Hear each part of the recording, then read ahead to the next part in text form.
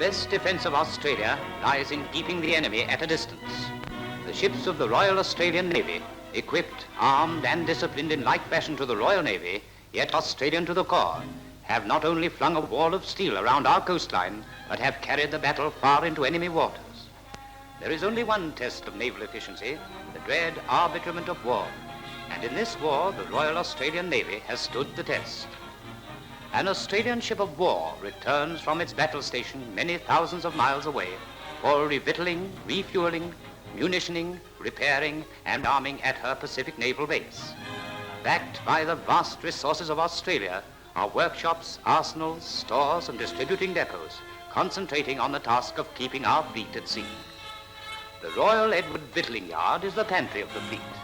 The vast agricultural, pastoral, and industrial resources of Australia are centralized in storehouses such as these.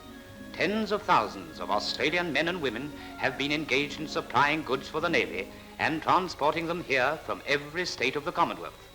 The storerooms hold vast quantities of clothing and materials, badges and facings, boots and shoes, and crockery of almost every description, medical supplies and surgical equipment. Stores are dispatched to our ships of war at naval bases all over the world: Darwin, Alexandria, Thursday Island, Rabaul, Hong Kong, yes, and even Portsmouth. As the goods must be carried through all climates, from the Antarctic to the equator, rigid inspection and test on all foodstuffs is carried out by naval stores officers. Only the highest quality is distributed to the fleet. Food for the engines, oil, the lifeblood of the Navy and of the British Empire. The Paravane, made by Australian engineers for the protection of our ships against that dread terror, the mine. Not only warships, but merchant ships and troop ships that carry our soldiers to the coasts of the enemy are supplied from these racks. The torpedo, the most devastating instrument of destruction in naval warfare. Who knows in what battle or in what ocean of the globe this torpedo will find its target on an enemy ship? The Australian precision engineer takes pride in the fabrication of the intricate compressed air engine that drives the torpedo. The gyroscope is the brain which keeps it on its course with uncanny accuracy. Torpedoes from this store, fired from Australian ships, have already penetrated the hulls of enemy warships. Guns kept ready for instant shipment, 4-inch, 6-inch, and 8-inch, with barrels and mechanism carefully oiled and tested. This complex breech block must be able to withstand hundreds of tons of back pressure, yet still move with the precision of a watch. Unsuspected beauty lies in the strength and modeling of the interior rifling of the barrel. The effective shell fire of the guns is dependent upon accurate sighting. On the optical benches at the naval base, rangefinders and other precision-built instruments are under constant care. Should these gun-sighting binoculars deviate one hairbreadth from accuracy, we might lose a battle. In peaceful surroundings, the giant rangefinder is accurately aligned for its task in war. Through the lens today, quiet, familiar foreshores come into perspective. Tomorrow, maybe, the hulls of an enemy fleet.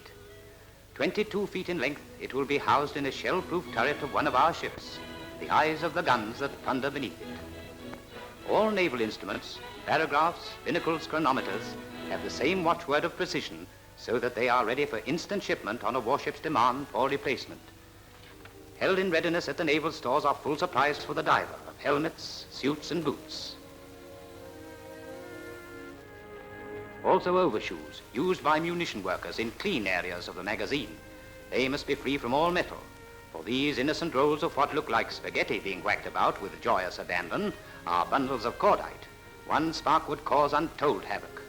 The carefully wrapped cordite charge is made for a high-angle shell for naval anti-aircraft guns will hurl its missiles 6 miles into the air at an enemy aircraft.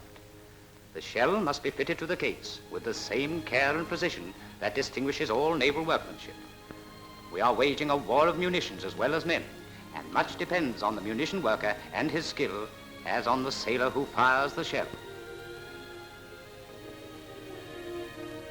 As this Australian worker carefully manipulates the lever and the powerful jaws of the crimping machine join the shell to the case, he is fighting the enemy as surely as he would be in the front line. Carefully, the shell is taken from the machine and lowered to the floor. An aperture is made in the cordite, and the primer, the means by which the shell is fired, is pressed home and gently screwed down.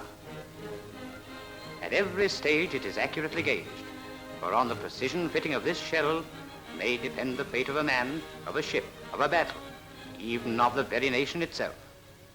Working night and day within a few miles of his own home, this man fights an enemy 10,000 miles away. The handling of high explosives is always hazardous, and for this delicate work on a 1-inch aiming shell, the operator stands behind an explosion-proof casing, watching his actions reflected in a mirror. The finished shell goes through the rigid routine of careful testing and gauging.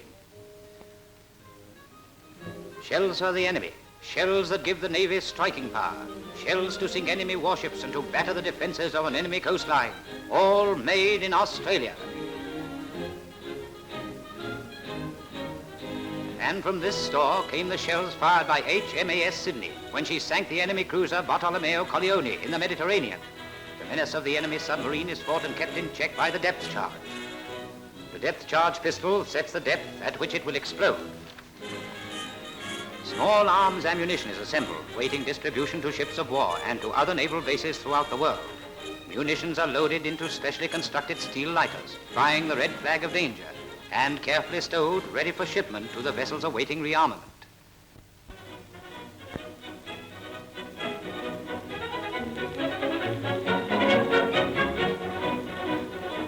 A great proportion of Australia's war effort is concentrated in the dockyards. Surely the truest mark of nationhood is the ability of a country to construct from its own soil and the sinews of its own people ships of war. Australian material, Australian brains, Australian hands, forging Australia's own steel walls. Ships that will defend her in the Pacific, in the Atlantic, in the Mediterranean, and on the coasts of the enemy. In the dockyards, workshops, a giant turbine turns slowly on its test bed, each one of its myriad blades adjusted to 1/1000th of an inch. The propeller shaft, 60 feet of solid steel, adjusted as finely as the needle of a compass. The propeller that drives the ship into action, the ultimate object for which ships of war are built and maintained in Australia. Ceaseless activity, enthusiasm, faithful workmanship, perpetual effort, ships to build and repair, parts to make, thousands of intricate mechanisms to adjust and test. Day and night, machines are guided by experienced hands. Upon the skill and accuracy of these men, each an expert in his own particular task, and trained to the silent efficiency of the Navy, depends the safety of our sailors, our ships, and even of our country itself. Ship after ship moves down the slipways to strengthen Australia's fleet at sea. Not only destroyers, but minesweepers, sloops, and vessels for all naval purposes. The power and resources of our shipyards, backed by the endeavor of a united nation, transformed into indomitable units of attack and defense. Refueled, revictualled, and refitted, her ammunition stores full, our cruiser, fit and in fighting trim, weighs anchor and leaves this Pacific base, ready once more to join her sister ships of the Royal Australian Navy in their ceaseless harrying of the enemy, and to take her part in keeping the seas inviolate and maintaining the prestige of 1100 years of British naval tradition. Conditions and weapons may change, but respect must still be paid to the constant teachings of history.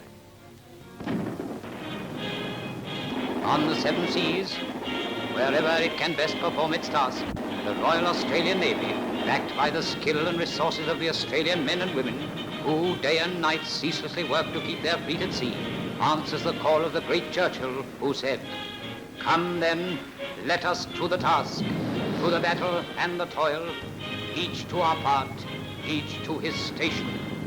Fill the armies, rule the air, pour out the munitions, strangle the U-boats, sweep the mines, plow the land, build the ships.